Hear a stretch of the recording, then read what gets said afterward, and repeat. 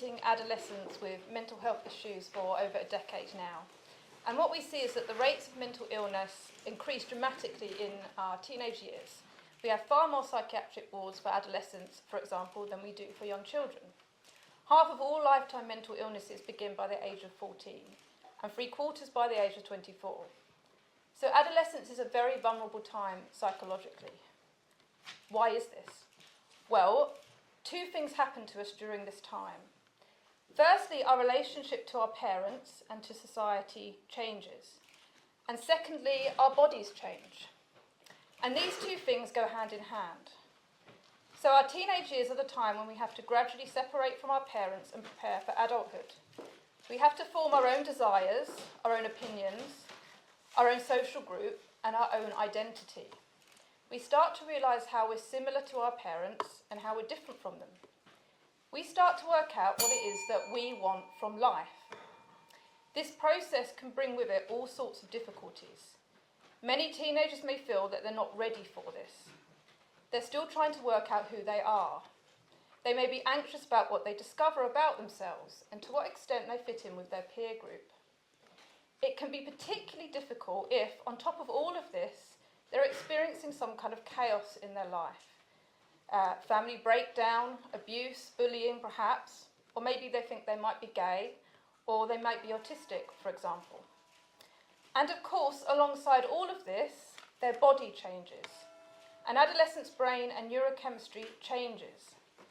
Their hormones change, and of course their body develops sexually. They go through puberty. So puberty indicates to us and to those around us that we're becoming an adult. And our family and our broader community and society will respond to this by seeing and treating us differently. It's quite a difficult and stressful process, which is why it causes so much mental distress. Long before the diagnosis of gender identity disorder, or as it's now called, gender dysphoria, young teenage girls were being diagnosed with anorexia nervosa. This is a condition where you believe that you have to change, transform, the size of your body to be comfortable in it.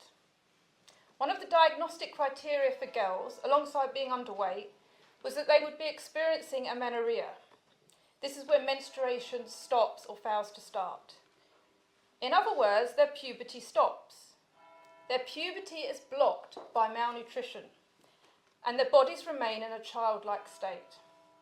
It's long been understood within the psychiatric profession that whether consciously or unconsciously, these patients want to remain as a child. Adulthood and sexuality are too scary, so the child wants to stop it from happening. Fast forward to today, and the same underlying concerns about the body, identity, sex, sexuality and adulthood present themselves in teenagers once more, but they come to believe that they need to change the sex of their body, not the size. Both attempts to solve psychological distress by changing the body are completely futile. If the problem is in the mind, that's where the solution is. The body is not the problem. Taking a healthy body and stopping its healthy functioning will only add to your problems. When puberty blockers were first administered to adolescents, we were told that these drugs would put a pause on puberty to enable the child time to think and to decide whether they wanted to fully change to the opposite sex. The administration of these drugs was, therefore, built entirely on a lie. You cannot change your sex. Now, I could tell you all the damning evidence that has come out of the Cass report, the most extensive review of gender-distressed children in the world by a highly esteemed paediatrician. I could tell you, for example, that Cass found that there is no evidence that puberty blockers help with a child's mental health or distress, that they do not act as a pause, because in 98% of cases the child goes on to take cross-sex hormones. Puberty blockers stop genuine sexual functions from developing. They essentially bring about sterilisation. They've been linked to bone fractures and chronic pain. They are an experimental treatment with no evidence base. I could go on, But I don't think I need to, because the fact that puberty blockers are built on a lie, the lie that you can change sex, is enough. I've treated many young people who believe that the answer to their problems is to change the body.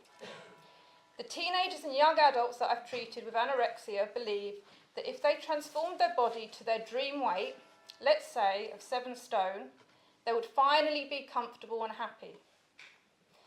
Do you know what happens when they get to their ideal weight of 7 stone? They don't find the happiness they were expecting. They realise that actually they want to be 6 stone. Then when they get to 6 stone, they realise that actually they want to weigh less than 6 stone.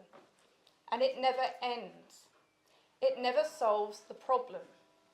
And we see the exact same thing happening with gender dysphoria. I just want to put a pause on puberty, and that will be enough to help me for the moment. But it doesn't help. Cash showed that there was no evidence that mental distress reduces after puberty blockers are taken. So they conclude that they need to just go that one step further. When I take cross-sex hormones, then I'll be happy. Then they need gender reassignment surgery. Then everyone in their life needs to agree that they really are the opposite sex. Then what's written on their birth certificate needs to be changed. Then the law needs to be changed. Then everyone in the world needs to agree that they really are the opposite sex. But none of it will truly solve the problem, because the problem was never located in the body. The problem was in the mind. Thank you.